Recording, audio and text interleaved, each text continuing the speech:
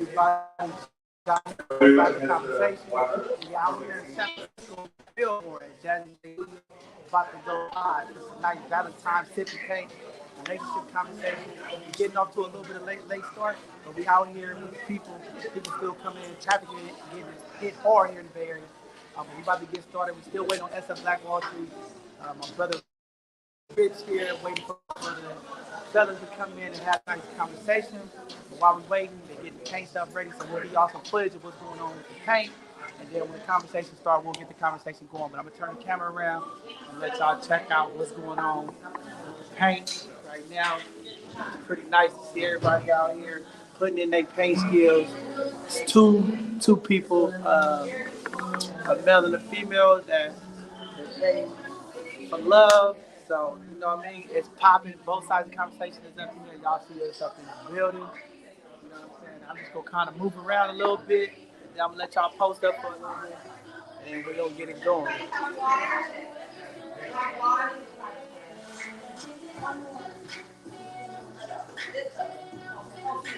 You just really feeling our conversation. You really feeling our conversation.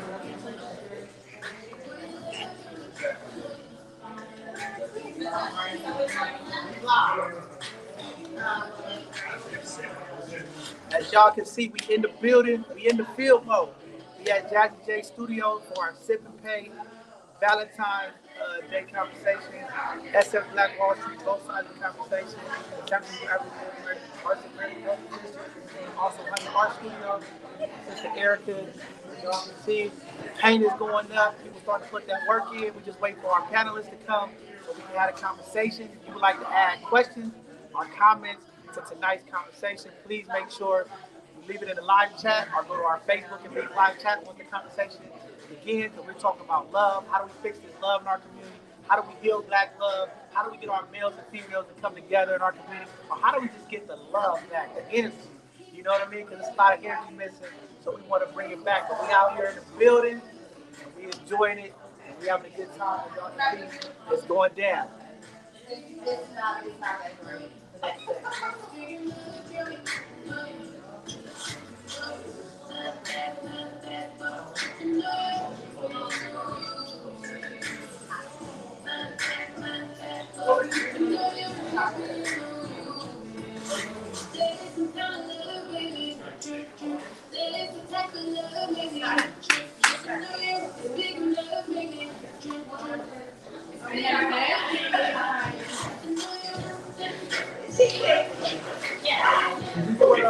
So I think we are getting started.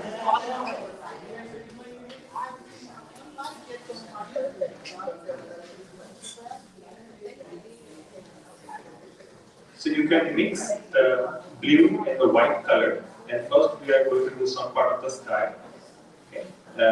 So you can mix the blue and the white.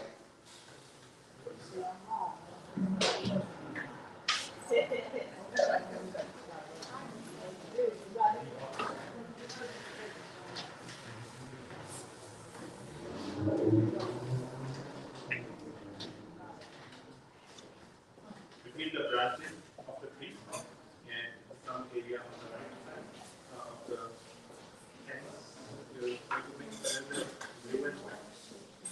And I will exclude the clouds in that shade. So in the clouds, I'm going to make the orange shade. So, and you can move your brush from left to right.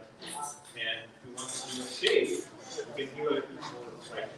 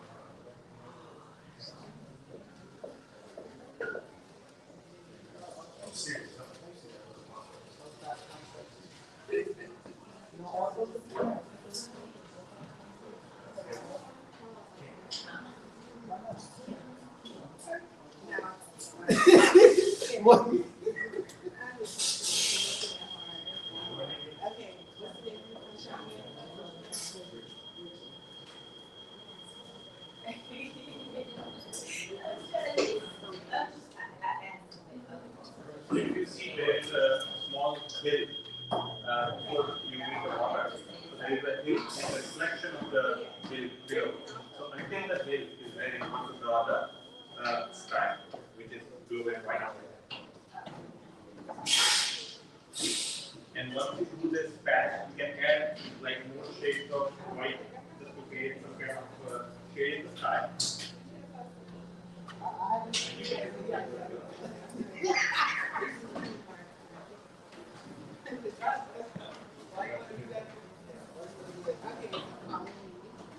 So that will be, and around the girl's head, that's where you want to make sure that you are around her head and not going inside.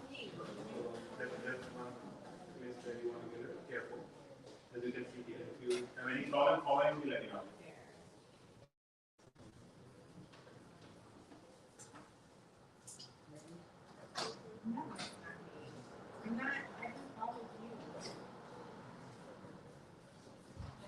All right.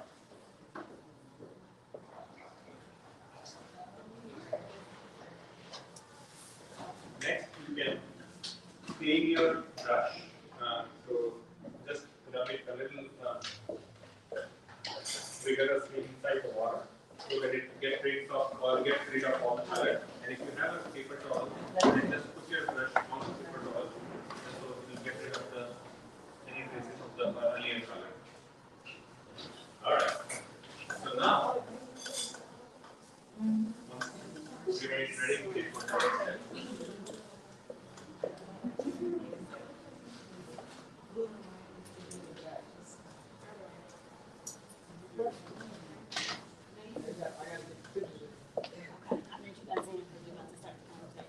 And one thing is that you have the swing, and you have the rope for the swing.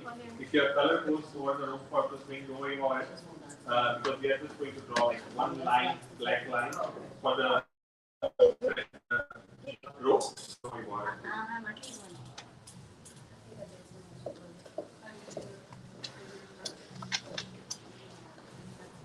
As y'all can see, I'm not an artist. I don't have that hand skill. So I'm sitting back, observing to see who got the best hands, because I don't have any.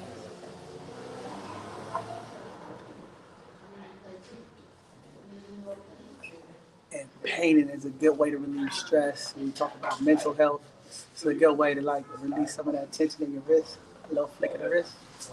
But I ain't got all that. Okay, so just wanted to give you guys an opportunity to get started painting. And now we're going to start getting into our conversation. I mentioned earlier the purpose of us incorporating a conversation just to talk about matters of the heart as it relates to romance, but then also just love in general. And we know that there's no love without God. I know that. I'll say that. I know that. So when we were talking about having this conversation, I wanted to make sure that it was going to be in the right hands, and so that it's not just about what we feel. Our feelings are important, but then there's just also a standard of love that matters, and that stems from the love of God. So with that being said, I invited my pastor and his wife, Bishop Nation and Lady Sherry. Thank you so much for driving my thing from Stockton. Appreciate it. Just a quick background on how I met them. I was working at the Cultural Center years ago, and I would leave every Wednesday at like 3 o'clock. And so my supervisor at the time, she said, "Why are you always leaving so early on Wednesday?" And I said, "Well, I need to get to Bible study." And she said, "So you're leaving at 3? And I said, "Well, I gotta get the kids, and then I gotta go all the way to San Jose." So she said, "You're driving all the way to San Jose for Bible study?" And I was like, "Yes." I left my former church, and so I'm church looking, and that's, where I found myself. So she said, "Hold on, don't leave yet." She got on the phone and she said something to somebody. And next thing I know, she told me, okay, next Wednesday, my pastor is going to be here. He's going to teach Bible study. So just so you guys know, you won't be surprised when you find out who my supervisor was at the time. She's now our mayor. So that's what she does. You guys already know that. So she had him on speed down, and Bishop Nation came, and he was teaching Bible study for, I think, about 3 years that I was there. Then I moved to LA. So long story short, when we need a word from God, that's what we ask. That's what we look to. And just in the nature of this whole event tonight, two are better than one. Down. And the first time I heard Lady Sherry preach, Erica got the Bishop was on Zoom, and he said, Erica, don't stop crying. And I can't help all of us. Come on, Tim. Just really touched my heart, and just so happy to be under their leadership, and excited for those of you who don't know them to hear from them tonight. So I'm gonna give it over to them, and they can share a little bit about themselves, and then we're just gonna do some questions and answers and just have some conversations as it relates to love. Okay. Good evening, good to see everybody. I'm Pastor Eric Nation, my wife Sherry. We're here tonight to see, hopefully we can help you out. How many in here are married? Married. Okay. And single, hold your hand up. All right. Okay, we're going to get into the deep water. So, I've been pastoring for 20 years now. I'm married 38 years. That's my youngest daughter, Trevor, right there. We have two other daughters, Erica and Alexis. They're in their mid-30s. We're in our mid-50s, and I'm open up to you guys for any questions. Oh, Rich. So, Rich and I actually had a conversation, and he's the one that kind of helped me develop this. Talk just a little bit, or share something. About the conversation with you. Yeah. So the conversation stemmed as, I just did on your mic. So I just had a conversation with a friend of mine that finally got here. And I said a relationship is like a pegboard. And each board has its own individual holes. So you might have spirituality, you might have your work ethic, you might have your morning person, your night person, whatever it may be, work out, how you do your finances. So both people have a pegboard. Then you make a nice comparison. Whatever hole is filled in that person's board, it's not your duty to fill that hole or to make them fill. You have to understand people where they are, who they are, but understand which holes that you have in combination and likeness and work on those. Because when you leave a relationship, it should be more than just a physical attraction. Boy meets girl, you know what I mean? Just a lustful and animal relationship. It should be a relationship of connectivity and growth. And I may not be with you forever, in your life forever. And just because I'm attracted to you, you don't have to be your mate. I just may be the man in your life, a mate in your life. Man, multiple men, mother, father, son. So when you say that's a man, I can call him. He'll help me learn how to change my tire. He'll help me make sure I don't get gypped when I go look at this building and they have an inspector there. They don't show me what termite damage looks like on the wall because they're painted on the wood. Like even me being a man, I have a daughter. Well, I'll never be her mother and I'll never be her big sister. But I have women in my life. That's not my woman, but they're the women in my life, and I respect them. It's not physical, it's not based on the need, other than that balance of male-female relationships. And that's how our conversation derived what we've been building. I mean, I've been with Eric, I'm with her when I was 7. I might have been sure I was 10, 11. Yeah, you know what I mean? So we've been brother, sister, you know, and sometimes she cute, sometimes I'm cute, but we always been brother, sister. So, you know, we don't let the attraction get in between a future growth from black men and black women. That's all. Thank you. Amen. I mean, I could understand that. We all have various relationships, whether it's friendship, whether it's intimate. I mean, you have to know where you're going. If if you're dating, I believe you should be dating with a purpose. You should be dating to just be going to the movies. There should be a purpose in that. And if you're not, I think you need to be open and let the other individual know that you are, not looking to get serious. But then if you're not looking to get serious, I mean, how long are we gonna keep going in that circle, And you have to really, I'm a pastor, so I gotta say it the way I feel. You gotta really be prayerful when you come into relationships. Because when you're unequally yoked, it makes a big difference on the total outcome of what will happen. And again, you guys, I'm giving you a biblical perspective. I know you all have your own interpretation of the gospel, so I don't want to really get in that debate scripture, but I'm just saying if you're in a relationship, you need to be kind of clear where you're going, what your goal is, what you're expecting. That way nobody is unsure. All right, anybody else?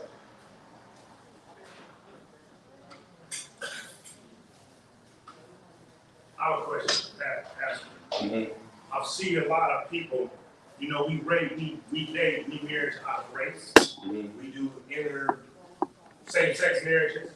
But we have the most difficult time in our culture, Black culture, dating opposite beliefs, meaning religious beliefs. Yeah. And I think I'm one to say what you do to make you a good person. I can't tell a good Muslim between a good Jehovah's Witness, between a good Christian or a good or not a Jew person. Like, how can I tell if y'all all good people?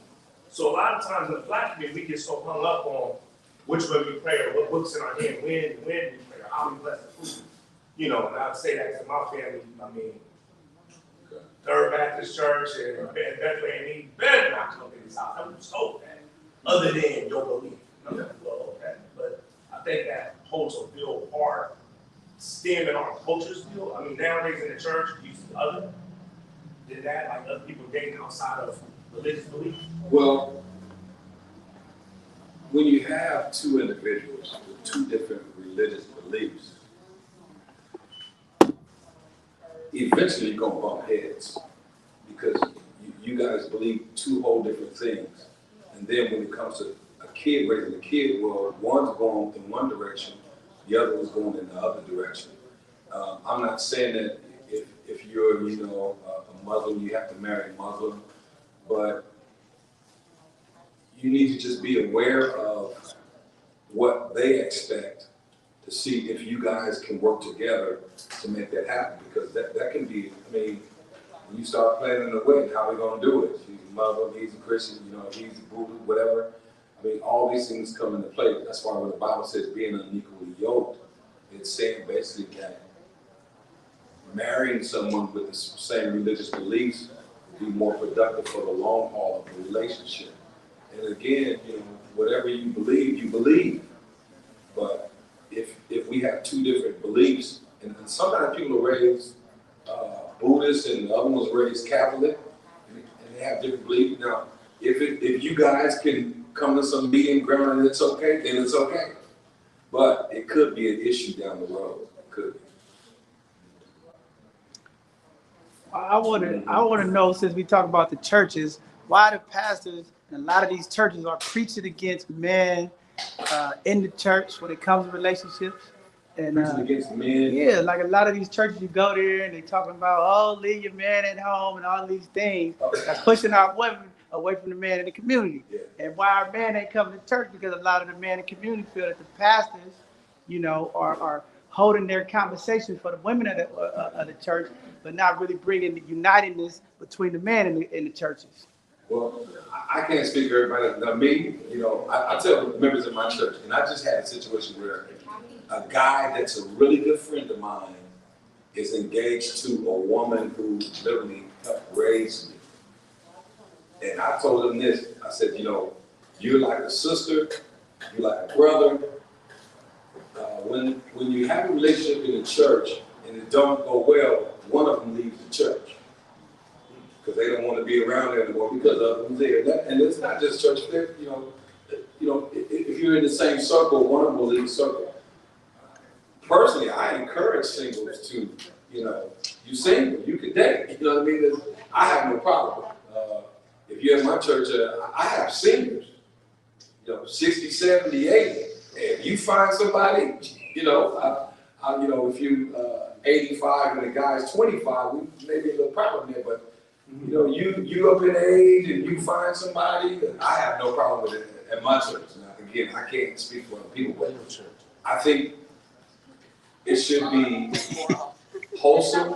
I think it should be productive, and I think it should be positive if you are dating within the ministry, because it can't spill over into the ministry and get a little ugly.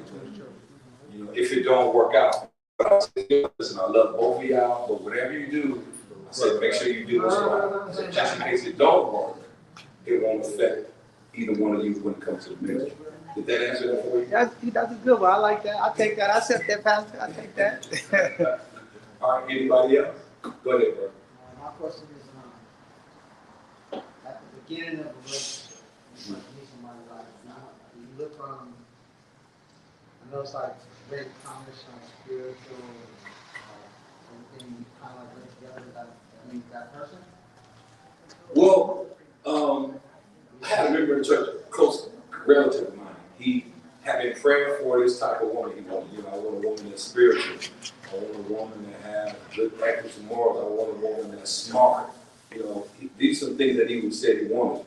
And he said to me, this lady here, she was another member of the church who was actually my wife's best friend. He says, man, this is exactly what I've been praying for. So when he said that to me, I said, well, bro, get down on one knee, do your thing. Well, it's been, how long has it been now?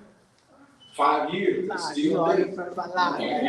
Now, my thing is that when you ask God to give you something, and He gives you what you ask for, what is there to pray about? You need to move before you miss it, because you only have a window of time before this thing may take another turn. Are you praying for somebody, my brother? and you know what? I tell people all the time, write that down. So when you do start dating, you don't compromise. And you gotta just kind of ask God, tell Him what you want, and then get yourself ready for it when it comes. No, that's what I was going to say, because some people ask for what they want, but they are prepared and ready for it. Yeah, you got to prepare yourself to get ready for it. So when it comes, like I use this illustration all the time. When you're a single woman and you want a man, you ought to practice cleaning the house and cooking. You ought to practice that. If you're a man and you want a woman, you ought to practice doing some things, because if one of the worst things you can do is have something come and you're not ready for it. Then you definitely go. So Pastor, you talk about submission right there when you say that. You avoided the submission part. Submission goes on both sides, bro. Come on, Pastor. I can't be the fire tonight. So that's what we talking about. Let me say this.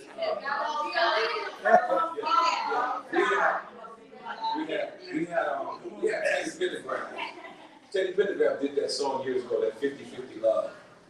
And I think in marriages, both sides have to give their all. Yes. Some days you're the best husband or the best wife in the world, and then some days your mate may not even know you or recognize you. And the reality is some days you don't even recognize yourself. So I would just say, you wanna when you want something like that, being married, then you wanna have yourself ready for that when it comes. Mentally, physically, spiritually, emotionally. Go ahead. Go ahead.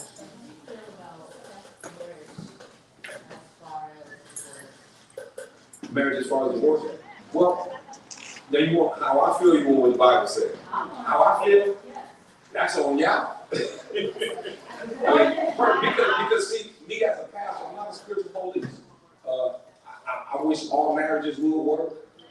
I wish there was no divorce, but the Bible is clear on when you are okay to divorce and when you should wait and when you should forgive. The Bible's kind of clear on that. But me personally, marriage is a lot of work on both parts. A lot of work. I mean, a man, we feel like we understand, but we're not a woman. The woman goes through things, so marriage takes a lot of work, and it's always evolving. Talk about it. We've been married 38 years will be this coming March 3rd. And, you know, who we were 20 years ago, that's not who we are now. When I first got married, I was trying to be the man and prove the point I had the last word. I learned how to have the last word. Just don't say that. Come on. Good job. And just, just be quiet and let that thing work itself out. That's right. Come on with it. You ain't really said. So when we talk about marriage, it's very important. You gotta be ready for it. Submission, I heard you say submission, that's right. But as a man, as a leader, if you're gonna lead, you gotta be going somewhere. Right. And then we need to know where you're going, because a woman will follow if they know where you're going. Yes. You can get a woman to do anything you wanna do. Yeah. They don't do anything. If you're doing the right thing. Yes. If you going, if you don't tell us to follow and you ain't got a clue where you going. Right? But you gotta have a plan. And if you got a plan, we hook up and we'll be the best helpmate, so submissive, whatever you want us to do. But you gotta be going somewhere. Right?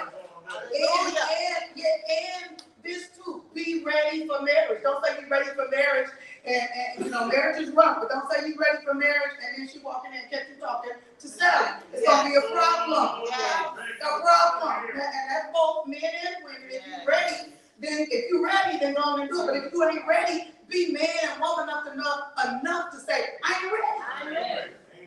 There ain't nothing wrong with that. I respect you. I can respect you better if you just say I'm not ready, rather than we get married and then I'm gonna have to knock you upside your head. For real. Because you ain't supposed to be breaking the vows and all of that. You're supposed to be, if you're gonna be married, be married. All right? Well, I got a question now. Y'all triggering me over here. No, I mean, I just, you know, earlier when you spoke about compromise and things of that nature, you know, part of this conversation is how do we heal relationships in our community. I think a lot of these traumas that we hold on to in dating, as well as trying to unite and elope with each other, it goes back to those words when we talk about red flags and we talk about compromise. And how do we get past all that? Because that's what we're holding up, right? When you say don't compromise, but then how do we bring love together? Because everybody ain't always going to be here. So if you judge everybody and say, well, I don't want to compromise and come here, you know what I mean, to have this relationship, then it's always keeping that block of bringing love together. Because there's always going to be something missing. So how do you know what I mean, put that in play without having those, Now, you know, like. if we're speaking of hurt, all of us have been hurt. And when you hurt, you have to be healed from your hurt. You got to understand and realize that you hurt, and you have to identify what actually hurts you. Because if you don't, you carry it. It's like carrying baggage. And you'll carry that into every relationship. Martin Luther King said something that was powerful. He says, I can't love you until I learn to love me. And as I learn to love me, I can love you. But watch this here. I can't love you if I hate her.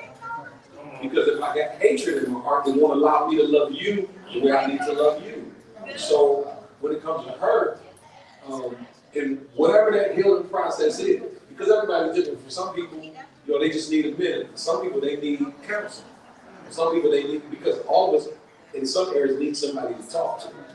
So I really suggest that if you have been hurt, identify what you were hurt of and get healed of that hurt so you can really be the best you. I got a situation I'm dealing with a relative of mine that he has this anger in his heart. And I said, listen, bro, you can't even love me the way you're supposed to because you're so busy with him. And I say this to everybody. You never want to get hatred in your heart. Hatred in your heart is like if I hate you, it's like me drinking poison expecting you to die. So I don't need hatred in my heart. And if I'm going that way, I need to, whoa, wait a minute. I'm wrapped up in this thing all day, every day. I'm mad, I'm angry. So I need to get out of that because it puts me in a bad space. All right? Did that answer for you? My sister over there, go ahead.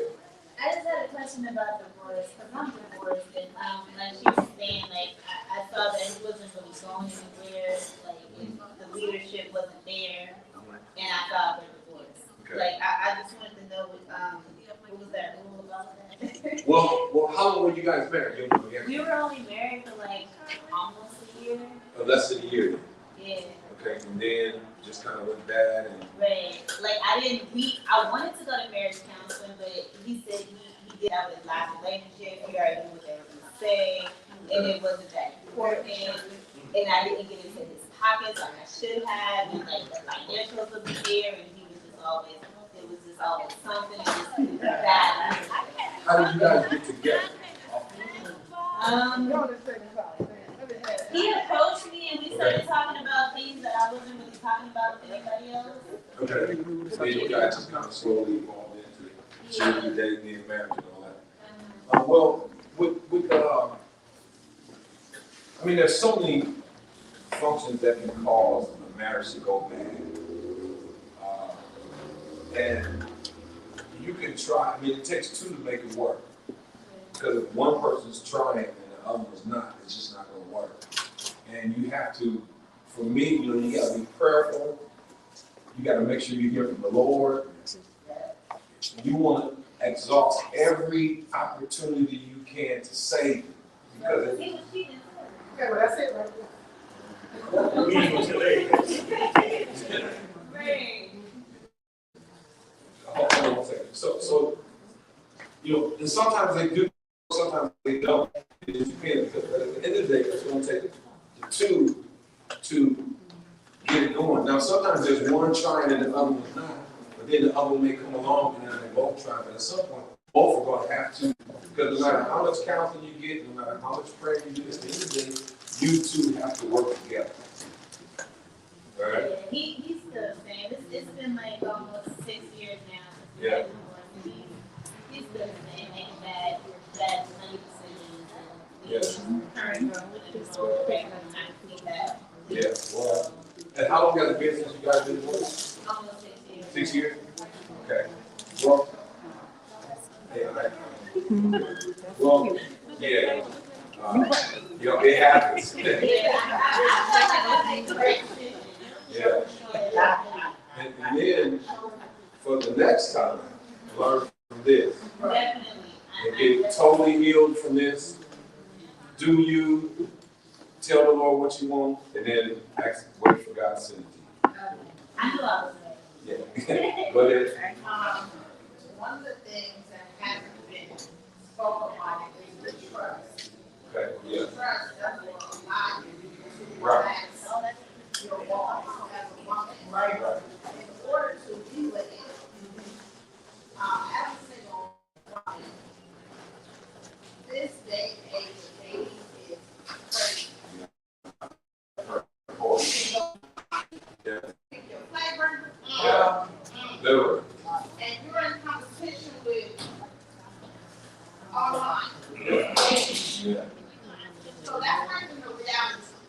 Yeah. So now your real life way of meeting someone is almost not existent. Yeah. Because you're trying to compete against what's called fame. Yeah. So the sad thing is, in order to have someone that you got to lower expectations. Allegedly, I'm having Yeah, I would lower it. Yeah, I wouldn't do that. So there are things I look at, because I have sons. See? My first house, my second one, and I was,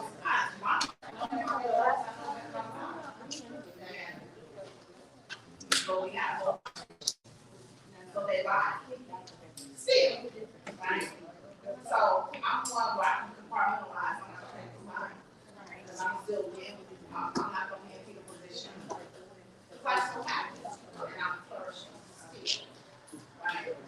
But it's very hard to wrap my mind around.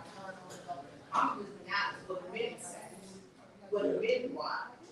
And then what women and young girls have been doing in the singleness of most of us in our life. So everything that's being said biblically is true, but it's not balanced because what's out there is not the way it should. Almost between men and women. Yeah. We don't have the old foundation. So we come to a brick wall. It's simple. So you with your right mind know that. And you convey that, your honesty becomes a weapon against you also. So it leaves you in a limbo, so to speak. But if you can't trust, and you something, you're not gonna get nowhere. So I was talking about this at church a couple months ago. It's like TV. TV that we see now is totally different than the TV we saw in the 70s. Stuff that's on TV now, the way society is going. So the ethics and morals aren't at that high standard. And I'm gonna say this, and I hope I don't offend anybody, but back in the day, if you called a woman a B, the whole neighborhood got told. Now it's like, hey B, hey. And it's accepted now. There was a standard back then that we didn't accept as far as how a woman was treated, how she was talked to. And men had a higher level of standards because there's no more. What happened was we had a couple generations where we had a major drug problem, and then we had, a 35-year-old grandmother, and now we have this younger generation that didn't have any ethics and morals. I was raised, you respected your elders no matter who they were. Anybody older than you respected them. Well, that's a different thing now. I didn't talk back to them. I would say I may have talked back, but it wasn't loud. It was mumbling under my breath. And we got a spanking, and just we got in trouble. So the ethics and morals have lowered. So when it comes to dating, and y'all may not like me for this, but I remember that back in the day, women did propose to men. And now women propose to men, they be like, yeah, it's all good, but it's like wrong. So Pastor, I got a question for you. People ask you a question, I want to ask you, what is something that will help everybody have a simple understanding where we are today? Top 3 problems. You do marriage counseling or you do relationship counseling. What's the top 3 problems? First one would be communication. Communication, infidelity, and finance. Yes.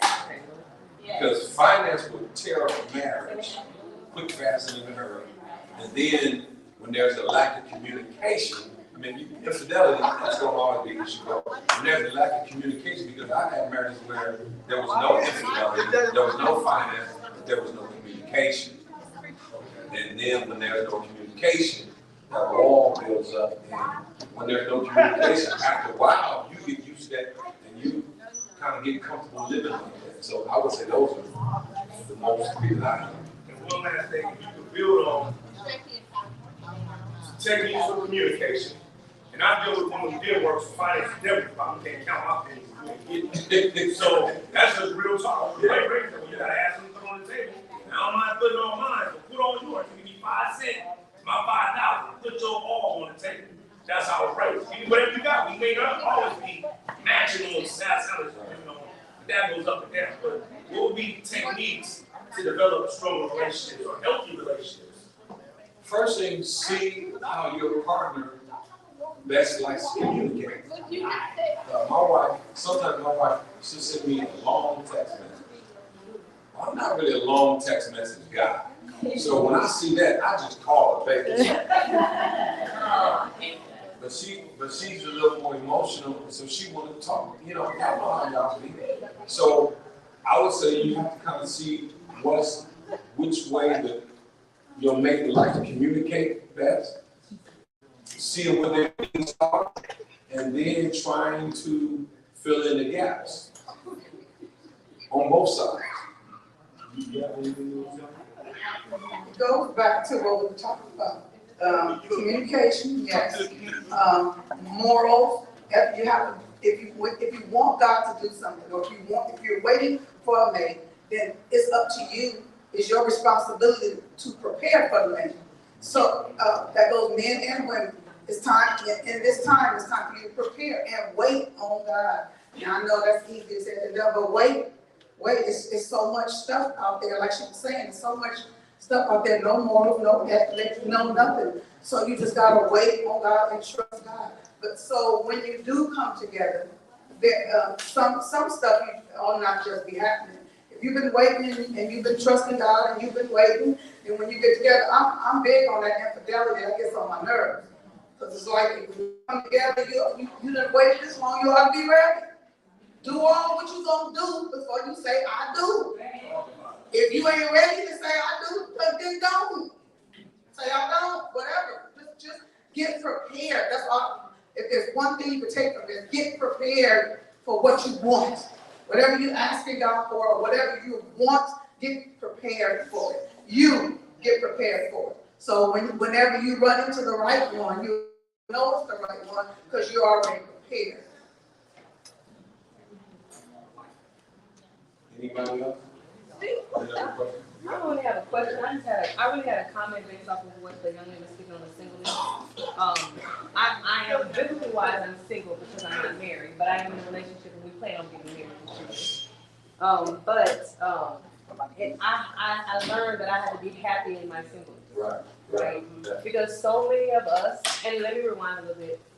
Congratulations to 30 plus years. My parents celebrate 52 this year coming up. And so and the guy that I'm dating, his parents celebrate 30, almost 40 years. And so we both grew up seeing that example of what black love is, and that is black love. But I, for one, a lot of my girlfriends used to say, girl, you want too much. No. And I didn't mind it. Call me whatever you want. I feel like sometimes because of these standards that have changed, a lot of these women are, I don't want to call them desperate, but somewhat they will accept anything. I was told that if you marry reality, if you marry potential, you divorce reality, is what I was always told. And so, and we had, I don't know if the guy's not in here, he's gone early, but he was saying when you deal with people who are 40 plus years old, like you say, if you're ready, then you have to act like you're ready. Act like you're ready. Be prepared. Don't lead people on. And unfortunately, sometimes you have those people that come into your life and they pretend they wear this mask on what they want. And if we aren't prepared, if we aren't ready in our singleness, we can easily be fooled because we have that over our eyes. And so I just wanted to share that and give my little point on that. But I think that, yes, congratulations. Yes. Statistics say that if a woman or a man was raised by a single parent, and whether the other mate was raised by a two parents or a single parent, there is a 40% chance they will divorce.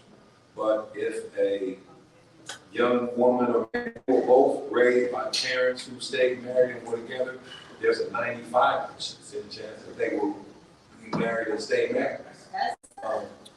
Which is, it's not just statistics, it's not me, but, I was raised with a mother and father.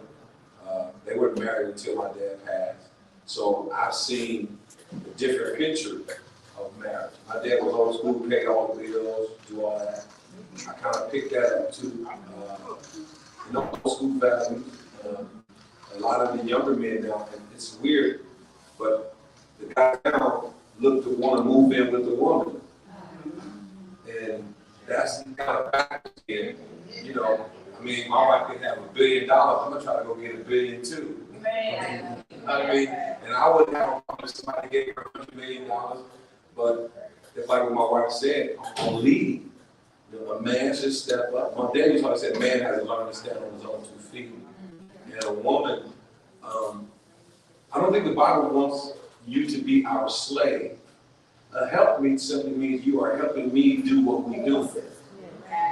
So that means you behind me, that means you right on the side of me and you're helping me. But like I said, you gotta have a plan, you gotta have a goal, you gotta have a vision. And my wife, I know what to do to get her to do anything. I've been married 30 years, but if you, it's like, I'll say this as an example. So I handle the money. And in the relationship, you got to kind of figure out who's going to do that. But in doing that, I'm totally transparent with the money. So if my wife goes, makes it, she goes preach and make a bunch of money, she'll come home and say, honey, I got $1,000. And the first thing I say in return is not give it here. I say, babe, what do you need to do? And she says, well, I need to do this. I say, well, take it out. Then I say, well, this is the bill we got. And this is what I'm going to do. And I'm going to pay this bill and do like that. Because if you're transparent, like my wife said, they're more than willing to work with you. And the same vice versa, husband also. My sister, you had your hand up in the burger. Oh, yes. My name is Shonda G, and I'm an entertainer. So I just put this video is very interesting. So for me, I was already married, and I got divorced for the simple fact that he was intimidated by my career, and he tried to force me to give me ultimatums on what God gave me. First of all, I'm a child of God. I love the Lord, and I know, what it's supposed to be. He's supposed to be. I helped him to get baptized. He went out there and doing things, and she was doing it. Stopped all that, and doing all that, and it was fine. So at that time, I wasn't really venturing off to my career because I was, one, helping him, and doing, I was in the bed. As I ventured off to go solo, it started to be a big problem. Intimidated by everything. It's like, this career, my voice is God-given. You can't. Yeah. I've been singing, I was singing in church. I was like, lead singer in church. Okay, you know that I have a voice. And now that I'm choosing it musically in my career, he just let me say, oh, well, you feel that you should marry your career. So, needless to say, I'm divorced, but that is why. So for me, it's like I'm not rushing into anything or hurrying up because I'm going to be me. I don't need your money. I don't need anything. I make my own. I'm very strong in myself, and I know God. So I know that you're going to have to be strong in yourself to even deal with it first. You're going to have to be a man of God first, and then you're going to have to be able to deal with my holiness, who I am, my identity, who I'm working hard for myself, and who I'm making myself to be. So for me, I don't foresee it because either they want me to be a trophy girlfriend or just to be proud of, or they're heck of intimidated. Or they heck of intimidated. You know what I'm saying? Or all of that other. And I don't have time for the junk. So it's like, this is my manager, Mr. Cletus Wills. He's a great dear friend to me. So just one little thing. This man's been great to my whole friend for years. And just never tried to cheat me out of my career. Nothing going on, nothing. But do you know that he was hiding in the man wishes. He put a GPS in my car and all kinds of things to find out he was wrong. To find out he was wrong, he had to come about that man. This went on and on and on for so long, and it was just, then he started trying to force me out. So anyway, I shared a little bit of my story. So for every woman, everybody has a story, but for me, this got me shaking. I don't know, right? That might have been that communication. Well, I didn't just meet him. We were talking, and I'm trustworthy. I'm not out there doing anything. I don't even know that's when he was coming from, real. I think that I started doing well. Once things started, the success started to happen, I started doing better. All of a sudden, I think he got very afraid. So I said, you want to go do counseling? You want to do this and that? I can really do something. Anyway, that was Well, thank you for being transparent. I'll say this, and I experienced this a lot with my wife preaching. Sometimes, and it's not just men, but sometimes the individual cannot handle the gift that God has given the other individual. I walk into a room, I'll be talking. Well, my wife is a little more laid back, but I can stand on her own, and I like that. It's cool with me. Now, some men and some women can't handle the other person shining. But my attitude is, her name is Nature, so when she shine, I shine. So I had guys say, well, man, you shouldn't, let her, do as much as she does. My wife does a lot in our ministry. I have no issue with that at all. And for me, I like to see God use her in her my wife sings. She leads our praise and worship. Now I sing a little bit, but she sings. I'm just a little doo-wop in the background. She sings. But we had a Sunday. Were you at church that Sunday when I didn't even preach? And she was so. My wife was doing praise and worship, and she just took off. I mean, you know, praise and worship and singing and all this and that. Now, do the preach word need to go forth? Yes, but at the end of the day, what's most important is that we experience God. So as she was doing the thing, so everything, I just went and sat on the organs. I told the band, keep following, let her do what you have to do. So when you are gifted, you have to make sure that your individual can handle how God uses you with the talent that you have, because some people can't handle that.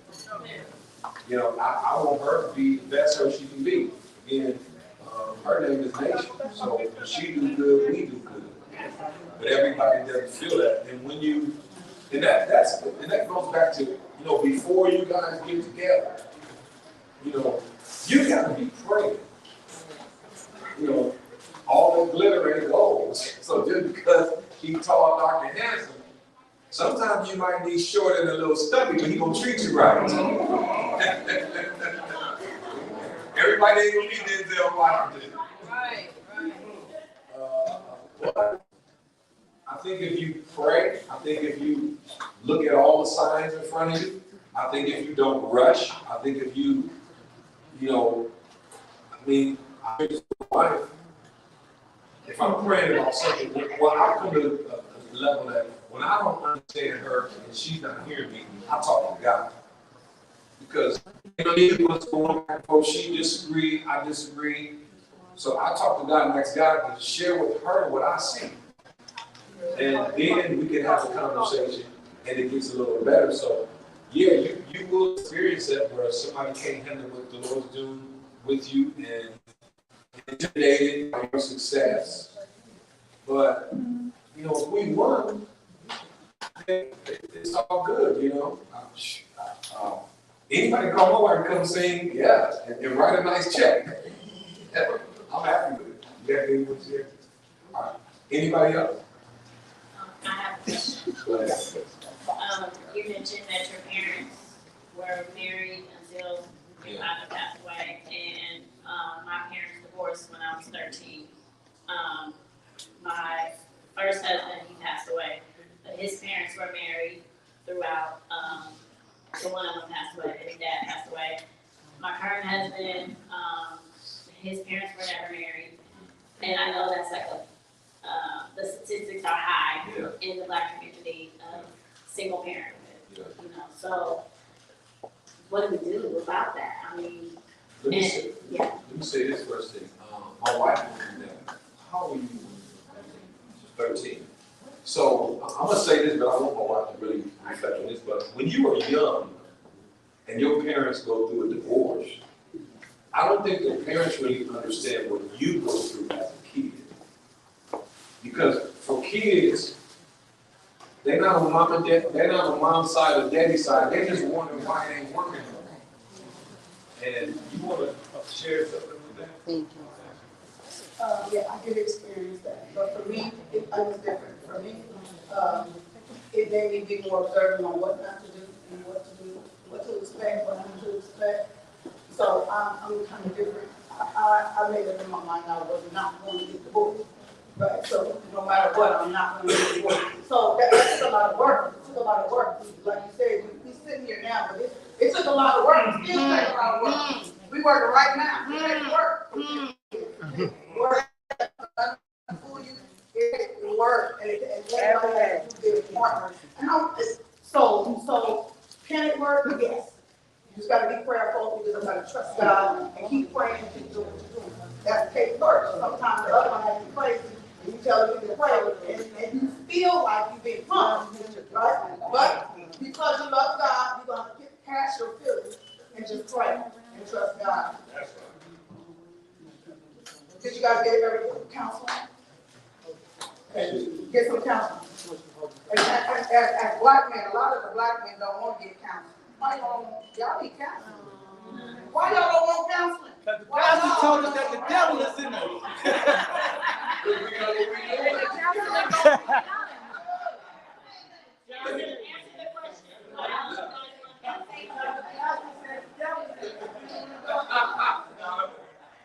me say this here. Okay, watch this here, ladies.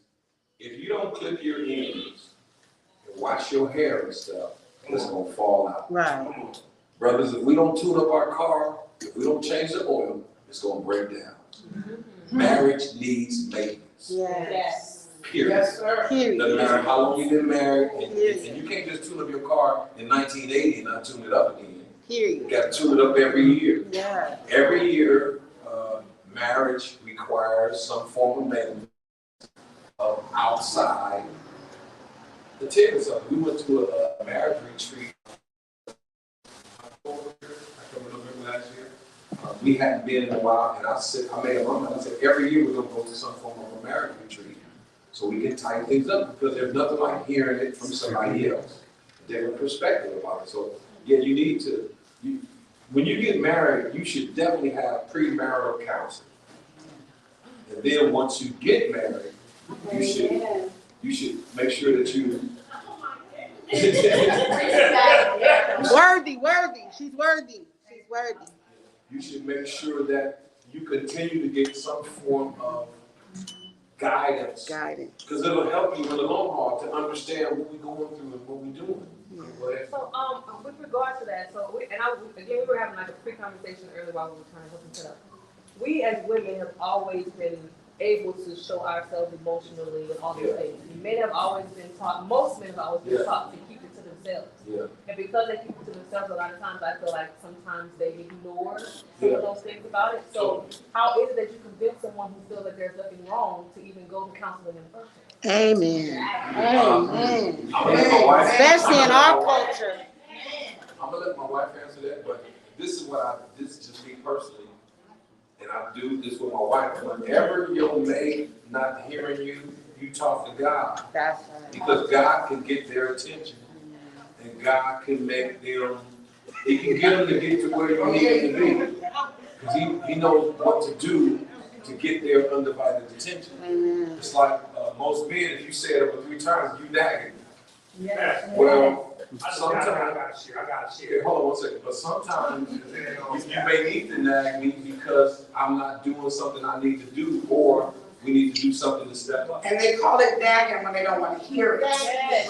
Don't mean you nagging, they just don't want to hear it. And most of the time it's the truth. Now, I'm gonna tell you like this. I've been a cool dude all my life. I can say that because I got people to tell me that. I didn't give myself my. You're single, right? Very much so. Ever been married? One time. Like I told you, she made 0. When we put mine on, we can't do that. Finance is definitely the deal breaker there. Because finance bought this, that's disrespectful to me. You can't check my pocket. But I say that. What's your name, bro? Richie Rich. Say 347. I say that to say, understand when I speak to y'all, I got a lot of respect for you. No, I don't need one. I'm very, very much man. I speak very loud. A lot of times, I'm going to speak on a few things. We say you nags because we don't do audible. You really want a man to learn something? I should do lyrical. You tell me 25 things to say 2 words, and only that's the whole sentence with 2 words. I have to listen for hours of you going on and on. Just tell me, put the toilet seat down, sit it on the counter. I'm like, oh, that's what's I got that. We very simple. We need facts. We need direction. I don't need to know how you feel, whether it was cold outside, who called first. Your grandmama said stop by and get coffee. Why you going to ask her? Look, man. And all I really say is, put the toilet seat down, man. It be that simple. One thing we don't do, like I said, if you with someone, read. Black folks don't read. I go to the library, I'm the only one in there. And the old woman who worked there. There's so many books on management. Managing the business is managing a relationship. There's so many books on leadership. Leadership of people, Martin Luther King, is leadership in your home. We looking for some miracle, and I believe in prayer, but prayer without works is nothing. So I just say that. We could pray all day till my knees are broken, but she wasn't going to get no job. She still ain't got it. I tell you that right now. She's okay with having a little bit. I like a lot. You know what I mean? I do that when I got whatever, I'm thinking my little spark will jump start like a car, give her a jump. It worked. Battery was dead. But the fact of the matter is, It's so many ways to teach each other. It's YouTube, it's TED Talks, it's podcasts. Like you get in my car, baby girl, we going to Santa Cruz. We can listen to a podcast on relationships. We can listen to a podcast on finance. Earth, Wind, and Fire, you know the verse. I don't need to give you that. You can recite that without you singing the song. But I'm going to give you something that's a nice ride, and we're going to discuss it before we ever go any further than a physical attraction. I need to know who you are. I need to know how many crackheads in your family. Real talk. Yeah. I need to know what addictions plague your family. Yeah. Because I don't want to offer you a drink and your daddy an alcohol and all this stuff. Right. I need to know who you is. I really know mine. This is most of my too, but I'm very cautious of how I display myself. When I told this on the call yesterday, I speak to the highest of us, never the lowest. Because we set the mark. I don't go back down to what I did when I was 16. I'm 51. I do 51-year-old things. And I speak like that. But we looking for this miracle relationship. There's no miracle. And there's so many tools and weapons out there. Sister, the internet may be a gift and a curse. Because there's a lot of falsehood out there. But if you meet a man who's looking on the internet for love, then you need to leave him alone and go to the grocery store. You need to shop at Difference. I go to Safeway out at the beach. I go to Safeway at the marina. When I open my way home, I go to Rockbridge and Safeway. And I'm just cruising the aisles of best food. Not the middle, I'm in the produce. I buy flowers just to buy flowers to see what women compliments. Because she's a woman who likes flowers. Now I got an opening relationship. Say, oh, yeah, I buy flowers. Who you buying it for? I like flowers, sister. You know what I mean? But it's good to meet you. Next time I see you, my name is Richard. Just speak. Every day don't have to be a fling. That's why I said sometimes we looking for magic. We just need reality. Yeah. Damn, You know I what bought I flowers. mean? Everybody needs to be married, y'all. Everybody needs to have a pastor and your wife died. Every pastor, everybody's story. Loretta died at home. For real though, let's talk about that. She gave her husband to us. It's Black History Month. Right. She could be a selfish woman. Stay home, like many of you women might have been. Stay home. Why you going to fight for them? They don't care. Look how they talk about your news. They gossip you. He got the video recorded for all the women he was sleeping with. That's okay. She said your duty and your mission is bigger than my relationship and your children's relationship. Go do your job. I know that's voice. I know that's safe. And you a man, you fall weak. But she was there at the funeral. I knew a lot of women who lost their husbands, and their husband did some slick stuff, or they ex, they won't even show up. Pride and ego will ruin any home. And I just say that to say, it's so many tactics, and so many tools. Even Johnny and them on podcast, you know, they play the advocate of let me start the fire in the house. But then you gotta get a fire and put that fire out. Right. And your mate is just as imperfect as you are. You may be worse, but we don't ever want to look at ourselves. I tell people, all the mirrors in your house, and you still the same old raggedy person. Right. All the mirrors in your house, I don't know what I look like. I don't go in the mirror, sometimes I don't want to see the truth. Right. You know, not the image, but the real me. I know me better than anybody in this room, so I know how he works. But if I date this sister, you are clueless until it's too late. Right.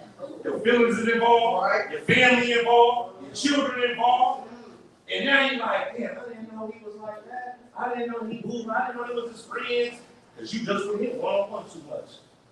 Take the person out in public. Right? Meet me on Main Street. Right. Let everybody see. Right, when you say take them out, and that's another thing I want to say to the men and the women. I'm not gonna be nobody's secret. Nobody's secret. We can go out together in the daytime, wherever we want to go. I ain't gonna be nobody's secret. Okay, so you gotta have high standards. Bring them standards up. If you want to go to the movie, if he won't take you to the movie, why? He probably got a why. I might fall Y'all better asleep. listen. Y'all better pay attention. I might fall asleep in the movie. No, you ain't yeah, exactly. Don't be nobody's secret. Love yourself. And then it's another, we always say 50-50. That's not true, y'all. It's 100-100. Everybody got to bring your best game at all times. You want the best, then you bring the best. You want the best, you lead by example. That's men and women. Treat people the way you want to be treated. You don't want nobody cussing and hollering at you, don't you cuss them out. It's simple as that. You gotta learn how to, first you gotta know what you want, and then you gotta wait for what you want, and then be ready for what you want. So when it happens, it ain't gonna be perfect, it's gonna take work, but you're gonna have what you want. Go ahead. What did he say about the Muslims? Additional question to piggyback on what you said. It's not 50-50, right? So you believe in being the best version of yourself before you even look for the best spouse. So I think that's one thing that people don't focus on is just being a whole person and being humble with ourselves and being our best and just find somebody else to better match. So because when if you've been in a bad relationship, you need to get that out of your system before you go into another relationship. Because it's an injustice to the person that you come into a new relationship with because you carry this baggage from the old relationship. And then once you get into a relationship, it's like my wife just said, it's give your all. I mean, some days, matter of fact, true story. So my wife, when we started the church, my wife used to work for Safeway. She worked for Safeway. When we started the church, I said, I'm stop working. I just want you to be stay-at-home mom and go to church and all that. So she did that. So we ended up getting 3 of my nieces. And my wife went to the store one day and it took her like 3 hours. I had 3, a 1-year-old, 2-year-old, and a 3-year-old. So it took her 3 hours at the grocery store. So I'm like, babe, what happened? She's like, well, honey, you got to stop taking them all to the bathroom. You got just all that. So on this give your all, one day I just told her, I said, you know what? I'll go to the grocery store. You give me the list, I'll go. So, and I'm just saying that to say, when you give your all, as time goes, you're going to have to do this, you're going to have to do that. You may have to do some stuff you ain't never done before. You may have to, kick back and let him do more or her do more or whatever the case may be. But marriage constantly evolves, just like you evolve. If you be honest, every year you make yourself over again. Every year you make yourself over. Well, marriage, you have to just keep going, keep going. It's not always easy. You don't get, I had a guy in my church who was married 12 years, and he says this to me. At this time, I'm married about 20 years, and he says, man, we've been married like 3 years, and he said, we've been married like 12 years, and I feel like I should know him like the back of my hand. I started laughing when he said that. So I got a deacon in my church, they were married 62 years. And I said, man, how many times have you thought, did you make the right choice, or did you make it? Said, he just busted up laughing. And the moral of the story is, you always gonna think, did I make the right choice? It's always gonna pop in your mind that, man, what if I would have done something different? But what you gotta do is stay in the moment and give it your all. Some days you gotta do this, some days you gotta do that. Guys just always tell me I was henpecked because when it came time to the kids and stuff, I would just stop what I was doing and do whatever I had to do with the kids. Well, when you marry, you got to make these sacrifices. And if you make these sacrifices, before you know it, it will be 10 years, 20 years, 30 years, 50 years, or whatever. But it takes a lot of work, always. It takes a lot of work. No one has a perfect marriage. If you work hard, you have a good marriage, and you make the best of it. And I know the marriage part, but the dating thing, just to bounce off of it, like, saying about the 100%, 100%. I always say we were conversing earlier about being mindful of people who are comfortable in their brokenness. Yeah. Because sometimes they use it as an example to behave the way they are. And the thing about it is we, dating with a purpose, we have to be mindful that we have to pray and discern. Yeah. And not only I'm talking to myself, y'all, from my past self. This is me talking to my past self. Not only did I have to pray for discernment, but I had to pray that when I got that answer, that I had to be able to accept what was given to me. Exactly. Because it's so often that we see, but we don't accept.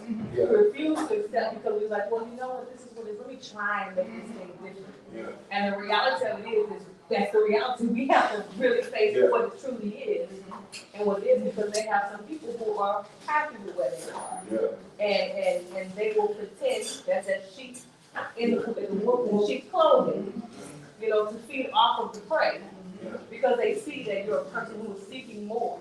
Yeah. And so they're going to pretend. So it's important that we do make sure that we are being, deeply in discernment and praying for the time. I would say something about the internet.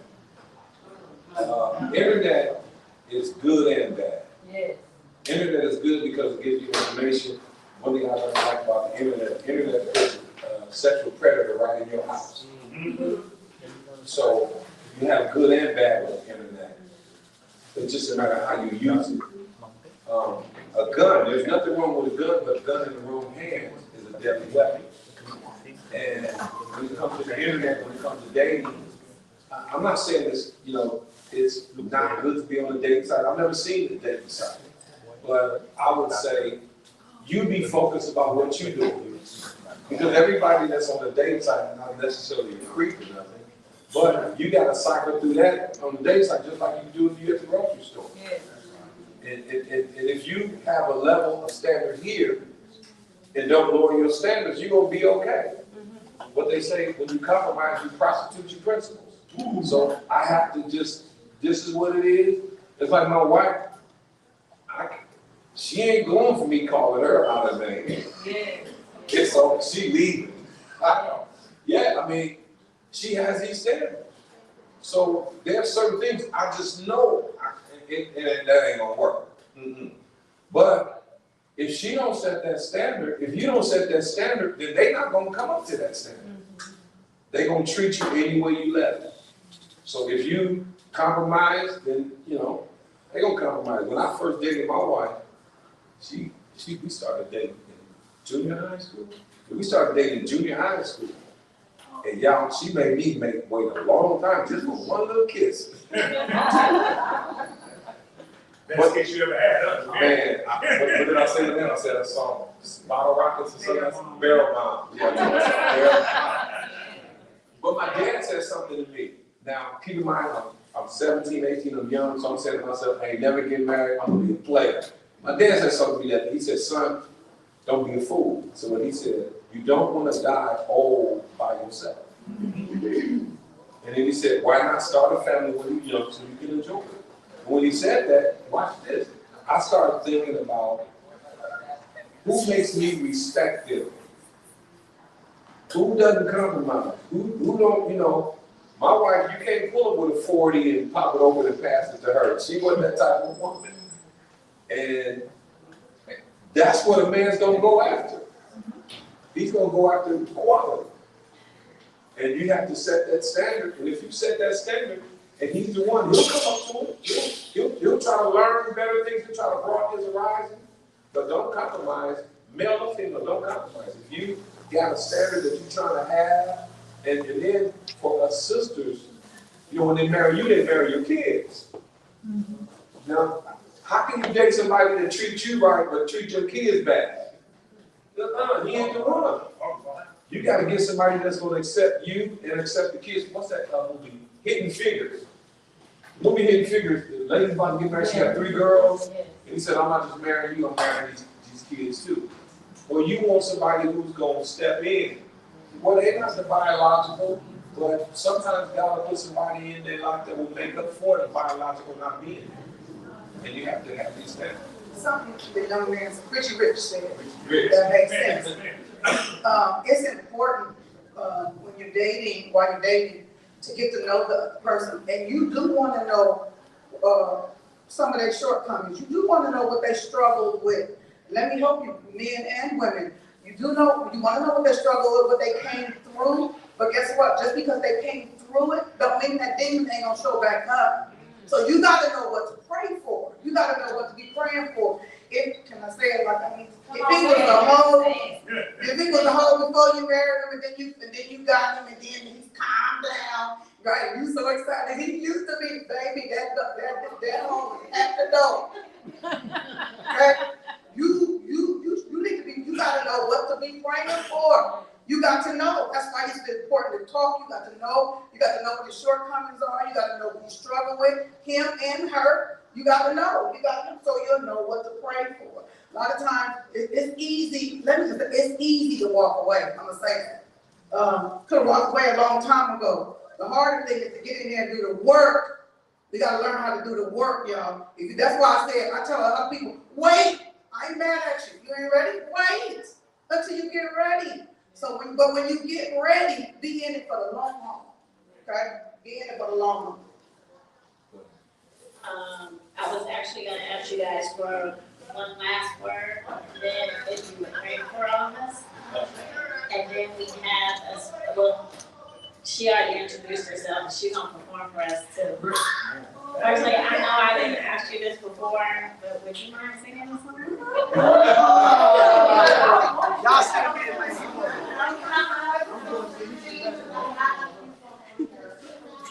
Next time. Okay, so she said next time, so that means they're gonna come back. That's okay, because that means they're gonna come back. Okay, so I really just wanted you guys to experience what I experience on a regular basis. It's not your average church. I'm sure you can see that. So thank you guys so much for coming. And, Yes, thank you. Thank you. Sorry for that.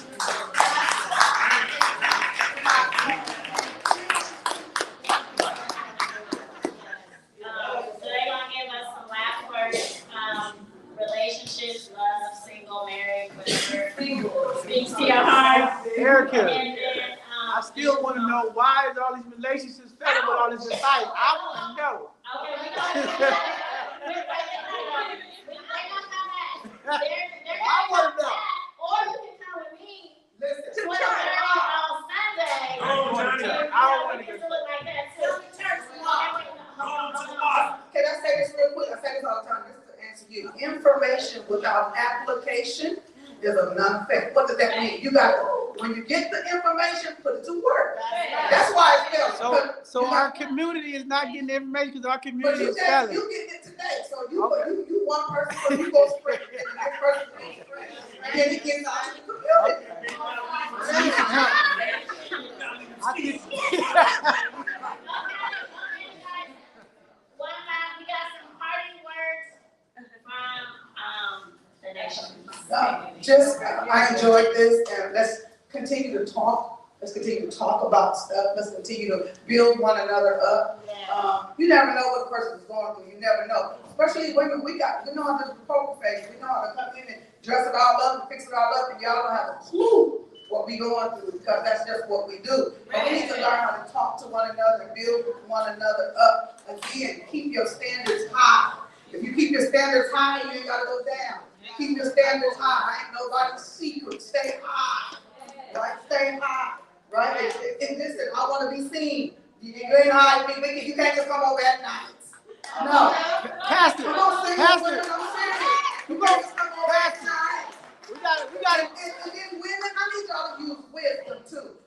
Most of the time, you know something is up if you can he only comes over for a booty call at night. Y'all know what time it is. And then y'all get all mad at him. You know what time it is.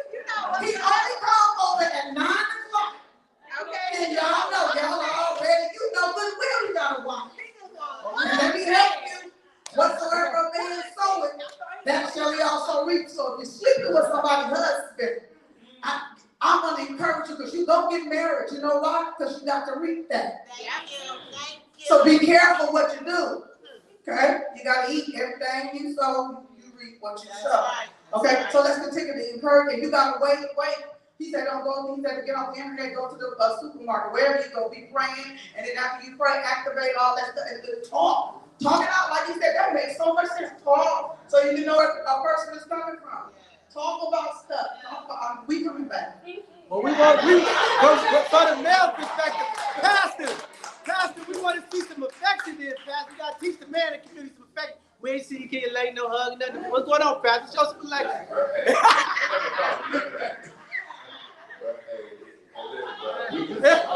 We gotta teach the bulls of the community too some love and affection too. We gotta teach them that.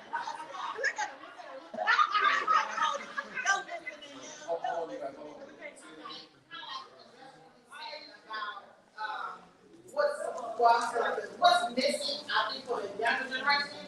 Y'all a different generation. Right. Yes. We don't have examples. Yeah. And it's due to the drugs, right? Yeah. They're wrong. So it goes back to the missing element that's so important is the imaging of mother, our father, our grandmother, and the grandfather, our grandfather. So mine and my mother's son. So she raised her daughters very, we take care of ourselves, you know, so, and then I'm a little different. Okay, I'm a lot different, but I know to take care of myself.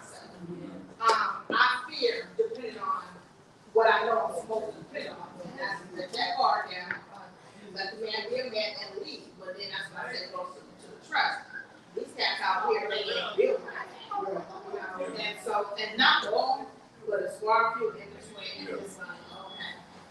So that's what's missing. Can I say something? Can I say something? I want to just say that I really feel what's missing is God.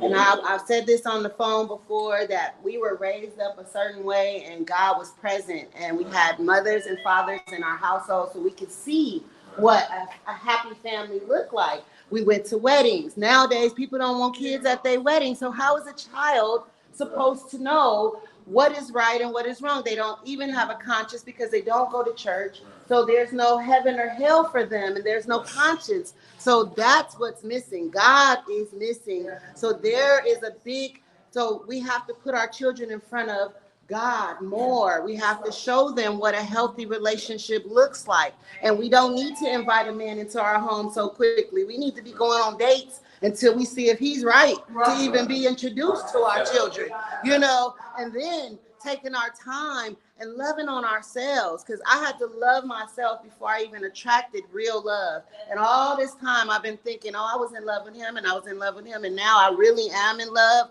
That wasn't love that I was experiencing back then. I'm 50 something years old and I'm just now finally in love. In love for the first time. I can say I'm in love with somebody, and I really know what it feels. My heart beats. I get googly feelings when I talk about him, and we go through hell and back. It is not easy, because we're trying to coordinate our characters together and our personalities and my beliefs, but I'm standing strong on the word, and that's immovable.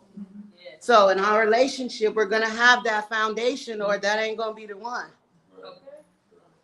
My sister, did you want to say something real quick before we wrap it up? Yeah, I completely. No, and I wanted to add to that too. Yes, and I completely. Actually, and I wanted to say too, I know absolutely nothing wrong with online dating. I say that it forced me to have conversation more, to talk and learn more instead of physically meeting. But again, to me, I feel like we have to keep our standards high. It would be a slap in my father's face if I ever been with a man who was disrespectful. Mm-hmm. I will never allow a man to call me out my name because I'm not that. Right. I know what I am. I'm a black queen. You can't call me that or not. Right. You can't call me anything other than that, then you can't call me anything. That's right. And I feel like we as women, we have to make sure that we can keep and maintain that. It's a beautiful thing that you found love at this age, because you can find love at any age, because you're patient. And like you said, when you're patient, then you will be able to know and realize and recognize instead of just being able to accept anything. That's right. I did a lot of studying about the black man too. Y'all have it hard. My sister had her hand up right here. Yes, I just wanted to add that I met this man over the phone, and we have been talking for over 10 years.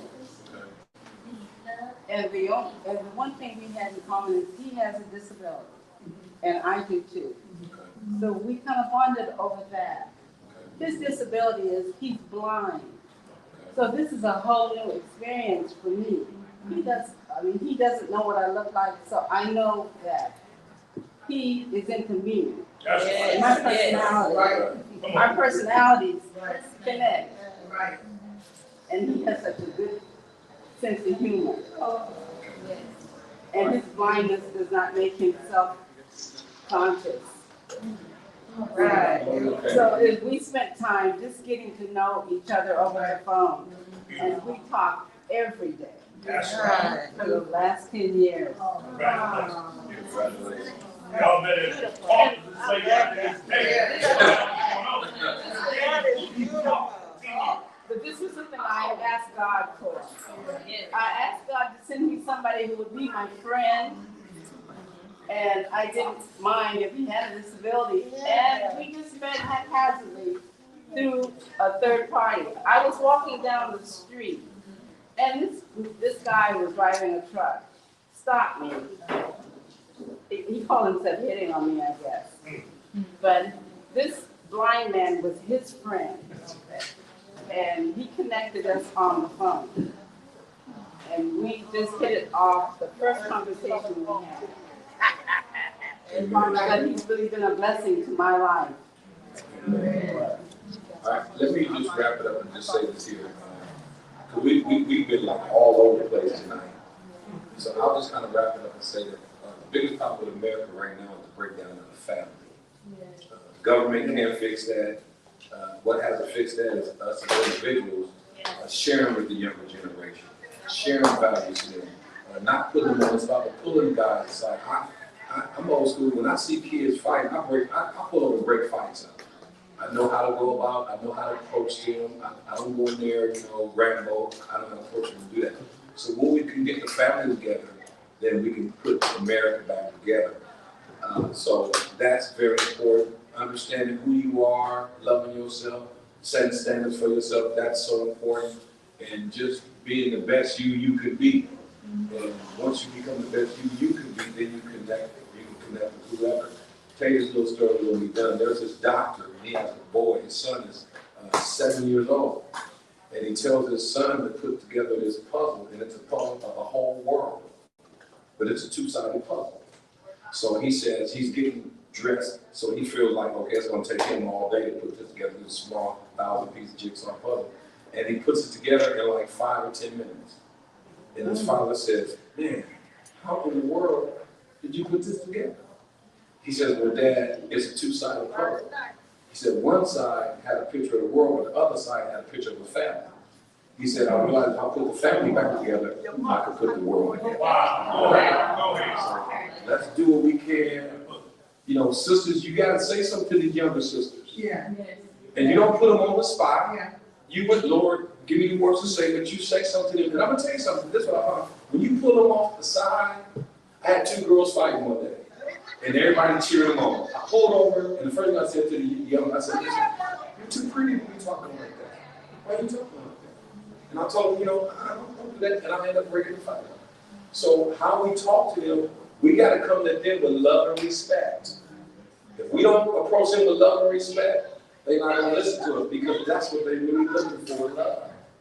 Because they don't have it at home. They don't have it in the streets. They have a superficial love. But if we could just start with our nieces, our nephews, young people we see, just sharing positive stuff with them, it'll catch, it'll spill before you know it. The culture will change. Because we didn't get to where we are overnight. It was a breakdown of the family. This didn't happen, that didn't happen. All of a sudden, look at where we are now. And society's kind of, it ain't the best now. But don't give up on it, all right? Thank you. Sister Erica, you wanted us to pray over everybody? Please.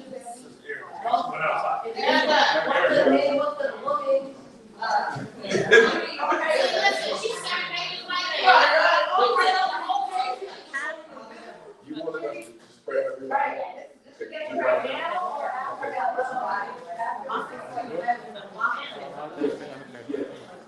Okay, so this is what I want all of you to do.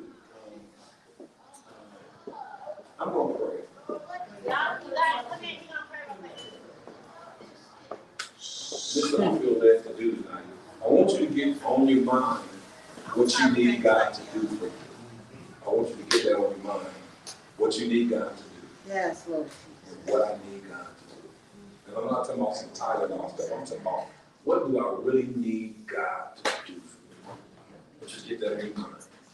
What I really need God to do. Because it's more than just a job. It's more than, getting my fiance or my husband or my boyfriend to work out. It's more than another place to stay. What do I really need God to do for me? All right? If you got that on your mind, put your hand up. Now, here's the next question. And this is the most important question. What are you going to do to make God do it? Can you sit down with me? What are you going to do to make God do what you need him to do for you? Now, God don't need your stuff. He don't need your car. He's a spirit. He don't drive. He don't need your money. He comes from heaven. Heaven ain't on the budget. But what he does need is you. The only thing you can give God that'll move him is you. So I'm going to pray, and my prayer is that God gets more of us with all that we do. And one thing I learned, when God uses you, you blow up. Our mayor came right off these streets.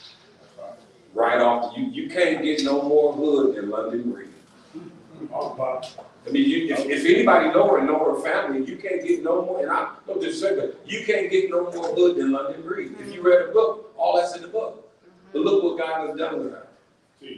All odds are against a single black female is now the first African-American female mayor of the second largest city in the United States of America.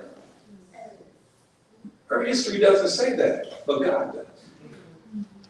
And when you say, okay, I'm going to be the best man I can be, Lord. Well, when I do that, then, okay, God, what do you want to turn? God can say, give me you, and I'll make you the best man.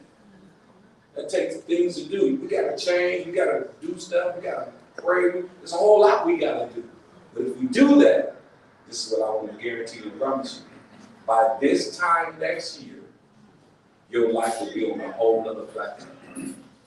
Doesn't take God long to do anything. Trusting, put the work in. Stay focused. Don't be distracted. Don't feed into the foolishness. Stay focused and love everybody that you can. Forgive people. Don't hold them, let it go. First thing Jesus said when he was on the cross, Father, forgive them for they know not what they do. When people hurt you, they don't really understand who you are. Because if they did, they would have done it. And when they do it, it's their shortcomings. Everybody's not where you are. So be patient with them. And I'm going to pray now, just like God is patient with you. Every time you sin, you punch him in the eye.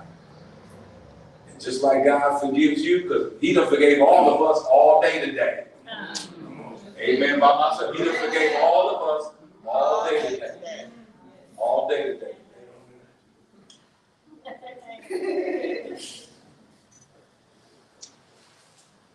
My wife going to come pray for you. All right? It's going to get better. I promise you. What's your name? Say it again. Denise. Denise, hear me by the Spirit of God. By this time next year, your life is going to be better. Don't worry about what has happened. Anything God allows, he allows it to increase our faith in him. And all you have gone through was increase your faith. And hear me, you're stronger already. Yes. God completes our ending, and then he sets up the story of how to get there. Your ending is already set, and it's better than everything you're doing.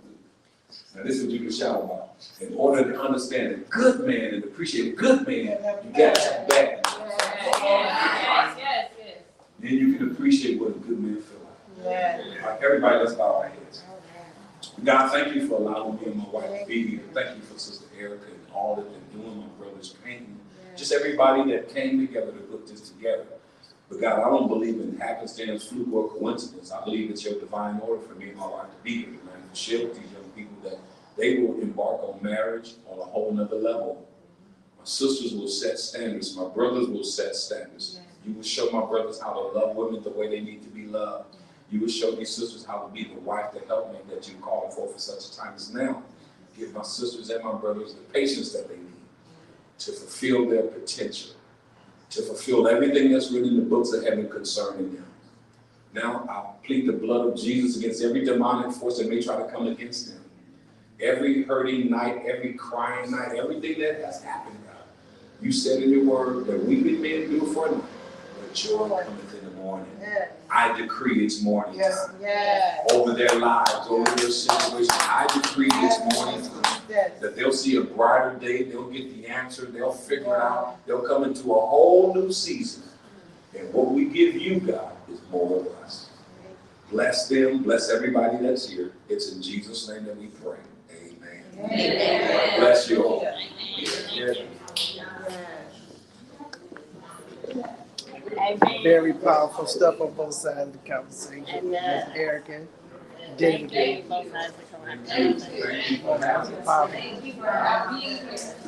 That being said, we got to let y'all look at some of the artwork. Come on, y'all show the camera some of y'all artwork so you can see. We want to see some of this artwork. Some of these paintings. See what they came out.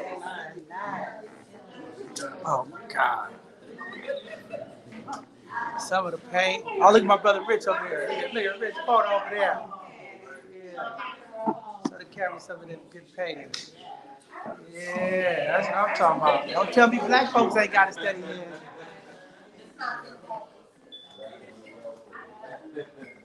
Well, as y'all can see, the artwork is happening, the conversation is happening. A lot of love here on both sides of the conversation. Oh, now you want to show yours? This is what I be talking about, my deputy director. Look at this. Show them what this looks like. What's that? Let me see. This piece is called the Okay. This one right. It's gonna be finished after this, y'all. We are now going to transition into hearing from our guest, our singer. I've seen her perform a few times, and I've seen her perform once, I'll say that. And then I contacted the lady who invited her, and I said, oh, I need to have her back. So she came a couple of times, and now she's here. And I am so excited. You have all our music and everything? Okay. You need to sit over here by the Oh, I'm sorry. Okay, so everybody's taking pictures and stuff for their paintings and all that. So let me give you like 2 minutes and then. Okay, I'll be back. My boy Rich over here dropping gems. We live, man. Everybody across the world watching over there. Both sides of the conversation. Mama say, mama saw, mama say, mama saw, sing it to the world. Hey, man, only speaking of great ones, man. Mike said that. You can't laugh at that. That's real shit. Hey, come on, man. Michael Jackson did that, man. You know what I mean? I sang my Sharia more, you better salute, man. That's Steve. You know, chumps love young thug dress wearing dudes. I think that's how you do it.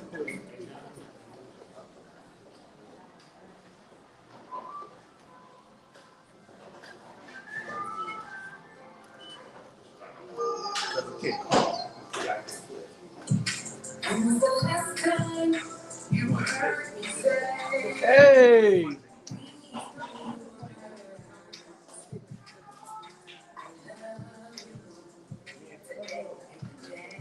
Come on, pump it up, DJ. Come on, DJ. Get the vibe right.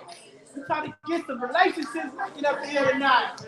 You know what I mean? We're trying to make something happen. We trying to make magic happen. Hey. Hey,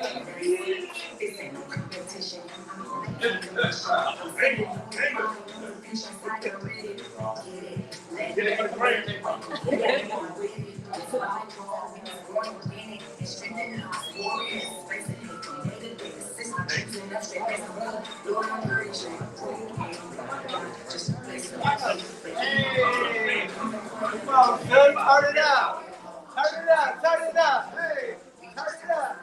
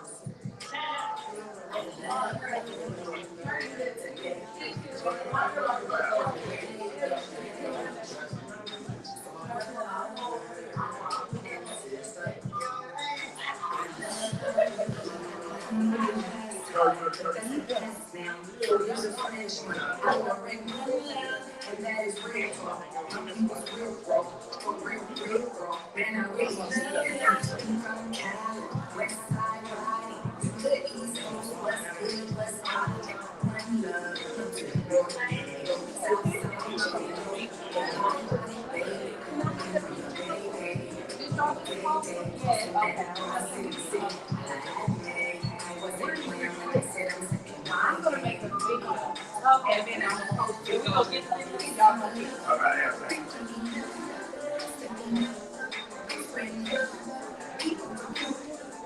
Are y'all following Erica on Facebook? Okay.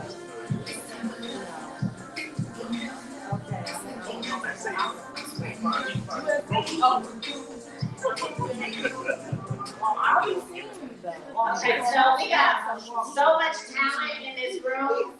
Shani, so Shani was doing the video and that kind of stuff, but that was also her on that track. What? Yeah. Oh, you talented. Go, Shani. Hey, turn up.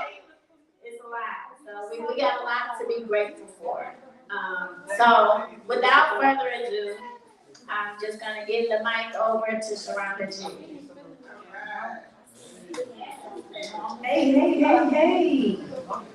Well, I have really been enjoying YouTube. I've been enjoying YouTube. Don't be surprised when this win church. We don't be So, for those of you who don't know me, my name is Sharonda G. I want to give a press report really quickly, though. I did, at the end of the year, take home Best Female Performer of the Bay Area and nationally in Las Vegas. So I'm excited. I'm still on cloud nine about that one because the national thing just had me like, they said, that's you, and I'm these type of things like, and I was doing something, you know, that's you.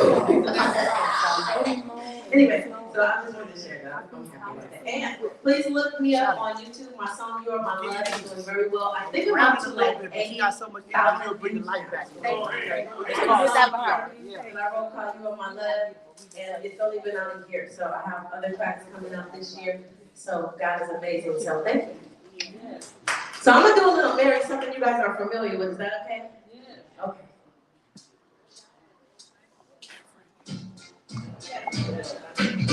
Turn me up. I don't want you to have in the music. Just love it. It's okay. There we go. It's a little bit of a concept.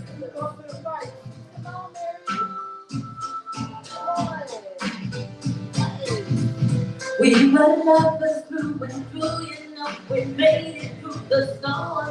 I really want you to realize, I really want to put you on. I've been searching for someone to satisfy my every need. Want to be my inspiration, be the real love that I need. I'm searching for a real love. Someone to set my heart free, real love. I'm searching for real love. Yeah. We must send me someone real to caress me and to guide me towards the love my heart can feel. I know I can be faithful. I can be your all in all. I give you love until the summertime. Winter, spring, and fall.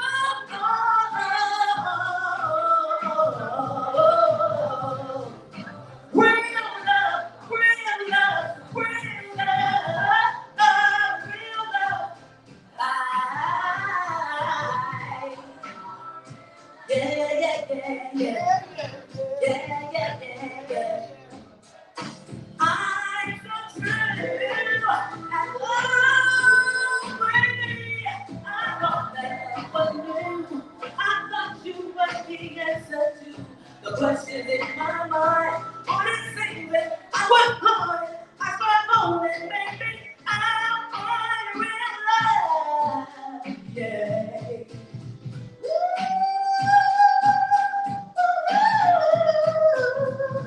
So I try my best, I pray to God, it's in me someone real.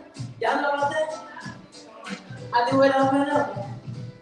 I said I try my best, I pray to God, it's in me someone real to caress me and to guide me towards the love my heart can feel. I know I can, faithful I can be your all and all. Give your love into the summertime, winter, spring, and fall.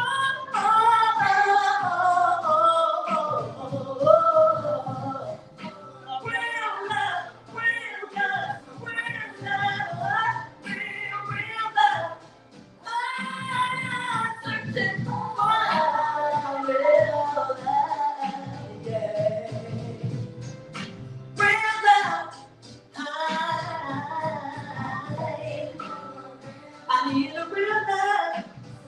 I need a real love. Not a love that wants me, but just a beauty. Not a love that wants me, but my money. Not a love that don't know the call on the Lord.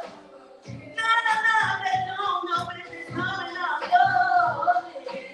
I need a real love. I need a real love. I need a real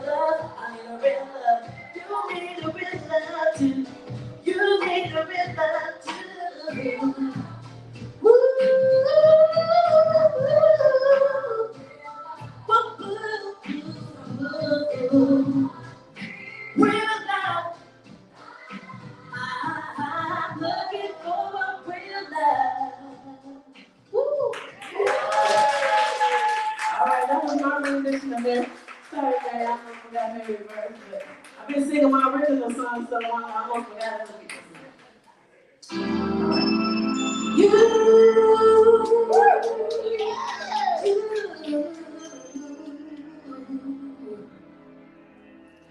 You remind me of such sweet memories.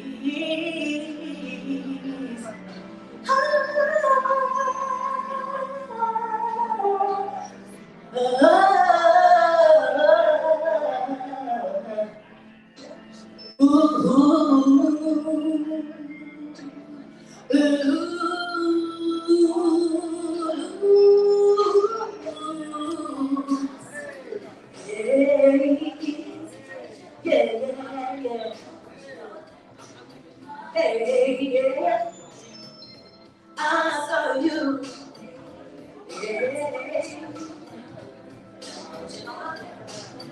Well, you remind me of a love that I once knew. Is it a dream or is it deja vu?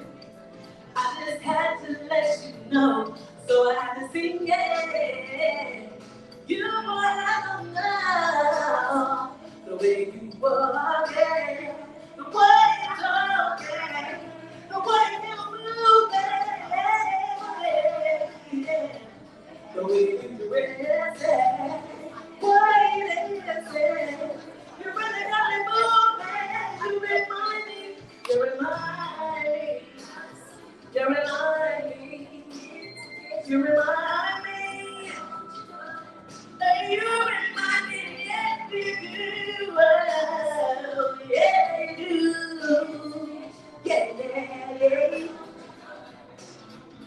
Oh, you. I said you. I said you. I said you. I said you. Yeah. Ooh, the way you walk it, way you talk it, the way you move it, the way you dress it, why you dance it, you really got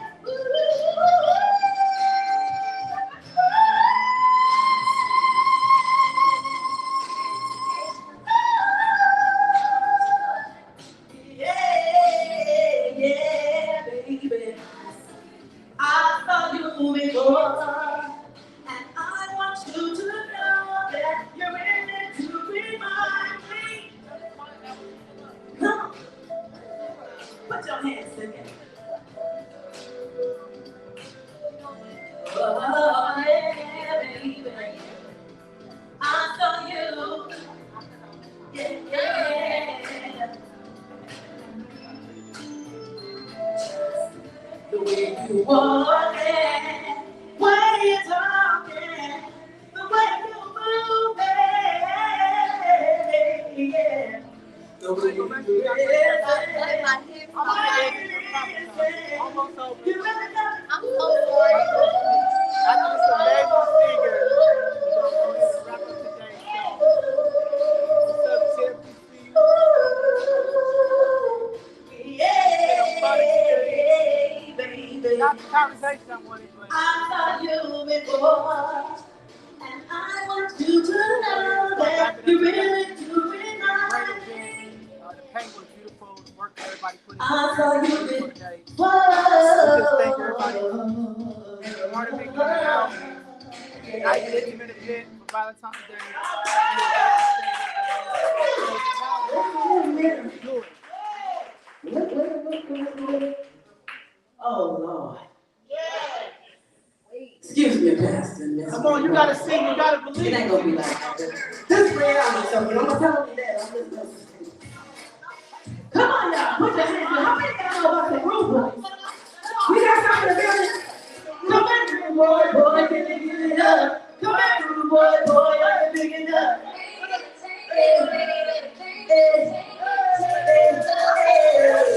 Come back, rude boy, can you pick it up? Come back, rude boy, can you pick it up?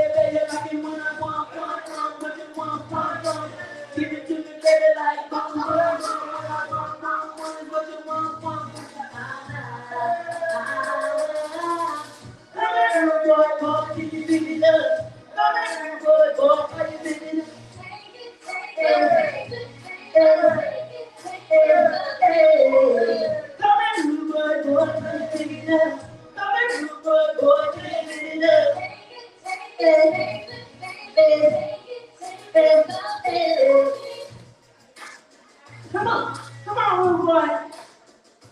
Come on, it's your chance. Come on. Want, what you want. Give it to me, baby, like boom, boom, boom. What you want, is what I want. Come on, I can't get it up. Come on, boy, can't get it up. Hey.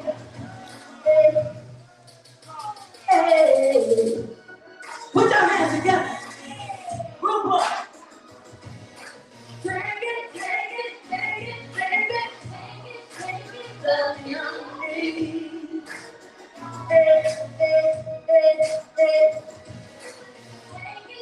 it. Love it on me. I like the way you touch me there. Baby, if I can't feel it, I'm not faking, no.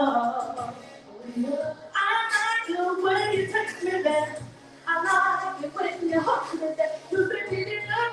You say you're a rude boy.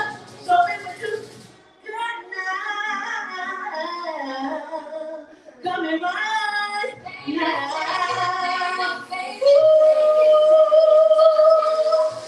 Come on, rude boy, give it up.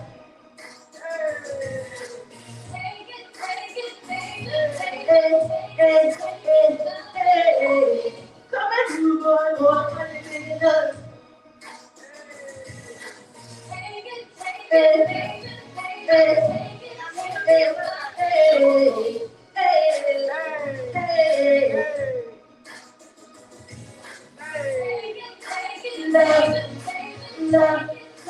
Love it on me.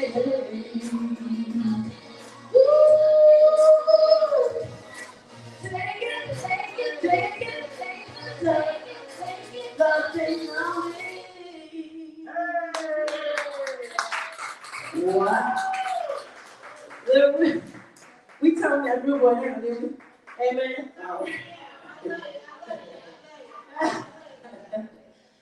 All right, we're gonna keep it going.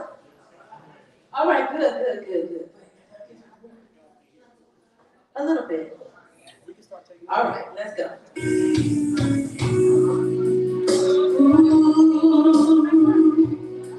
Ooh, yeah.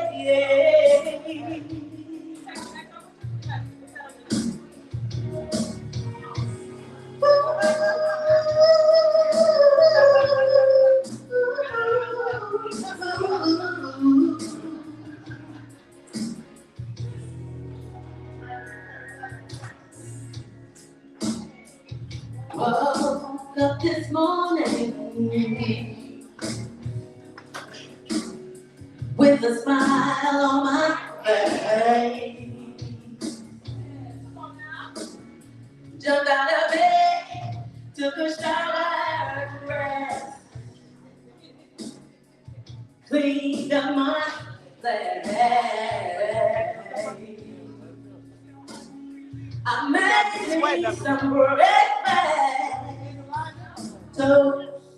All right, y'all. Thank you for tuning in. It's an amazing event. Sip and Paint, talk about black love. Here at Jazzy J Studio. With my lady Erica. Rest in peace. That was powerful. We'll see y'all next, but we'll end this live now. See y'all later. Beating all the way.